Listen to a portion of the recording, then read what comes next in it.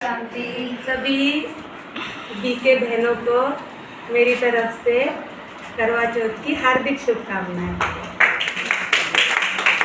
हम सब बाबा की पार्वतियाँ हैं और आज हम सभी आत्माओं ने बाबा के लिए व्रत रखा है, अखंड पवित्रता का व्रत और सदा सुहागन रहने का भी व्रत। वैसे भी बाबा ने एक मुरली में कहा था कि जब भी तुम अपने माथे पे सिंदूर लगाओ तो यही कहो कि मैं सदा सुहागन हूँ, चाहे वो विधवा हो चाहे सुहागन हो। वैसे तो कई सारी कहानियाँ करवा चौथ पर बनाई हुई है, मगर एक कहानी है जो मुझे पता है। कहते कि पति पत्नी दोनों जंगल में लकड़ी काटने गए थे और पति को प्यास लगी तो वो पानी पीने नदी किनारे गया।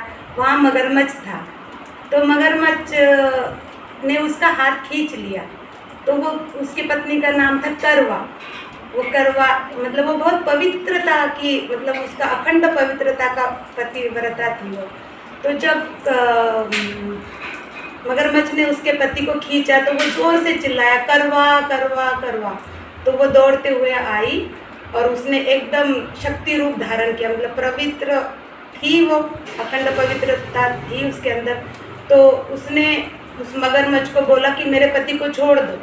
तो वो तो नहीं छोड़ रहा था, तो उसने कॉटन की साड़ी पहन रही थी, मतलब सूती साड़ी। तो उस साड़ी के धागे से काट काट के, धागे फाड़ फाड़ के उसने अपने पति का पैर जैसे तैसे छुड़ा के उस मगरमच्छ को मार दिया, क्योंकि वो इतनी शक्ति थी उसमें। क्योंकि द्वापर युग में जो स्त्रियाँ थी वो एकदम पवित्र ही थी, क्योंकि शुरुआत हुई थी भक्ति की, तब थोड़ा थोड़ा शक्तियाँ सभी स्त्रियों में थी। और इतनी शक्ति रूप उसने विकराल धारण किया कि वो मगरमच्छ को बोला कि तुझे अब मैं वहाँ पे भेजूंगी। जैसे वो आते हैं यमराज को ऑर्डर दिया कि इस मगरमच्छ को लेके जाओ। तो वो बोल रहे अभी तो इसका मृत्यु का समय नहीं आया, तो मैं इसको लेके नहीं जा सकता। मगर तो वो कह रही है कि अगर आप इसको नहीं ले जाएंगे तो मैं आपको वही भेज दूंगी।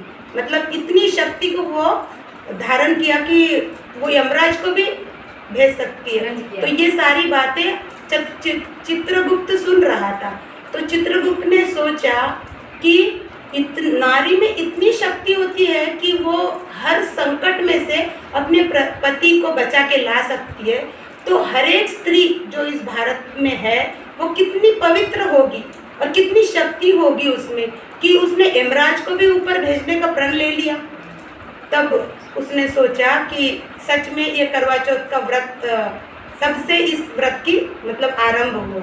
और वैसे कहा जाता है कि इस दिन कैंची, चाकू, किसी भी ऐसे चुभने वाली वस्तु की या सुई का प्रयोग नहीं करना चाहिए। मगर आज के ज़माने में हमने क्या सोचा कि काम नहीं करना चाहिए, कैंची से कपड़े नहीं काटने चाहिए, सुई से, सुई धागे से तुरपाई नहीं करनी चाहिए। मगर वास्तव में देखा जाए तो कांटे चुभोने वाले जो टॉन्ट, जो बोल हम अपने व्रत तो धारण करते हैं, मगर वो जो टोनिंग से हम अपने पति को बोलते हैं या घर में भी किसी भी त्योहार तो करते हैं, मगर हम वो शब्दों को देखते नहीं कि हम निभाते नहीं है। कैंची से हम वो रिश्ते काटते हैं।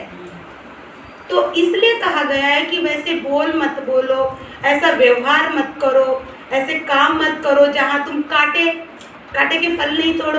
तो कांटे क्या है? वो कांटे हमारे अंदर जो है वो हम पति ना साड़ी लाए। पहले की स्त्रियों को ये सारी चीज़ों की जरूरत नहीं थी, मगर आज हमें वो सारी चीज़ें चाहिए। न्यू कपड़े, न्यू चूड़ी, न्यू बिंदी। और पहले वो लोग जो है जैसा है उसी में निभाते, मगर आज निभाते हैं क्या? नहीं। आज सब कुछ चाहिए। पति चाहे पैसा कमाए ना कमाए, हमें सब कुछ चाहिए।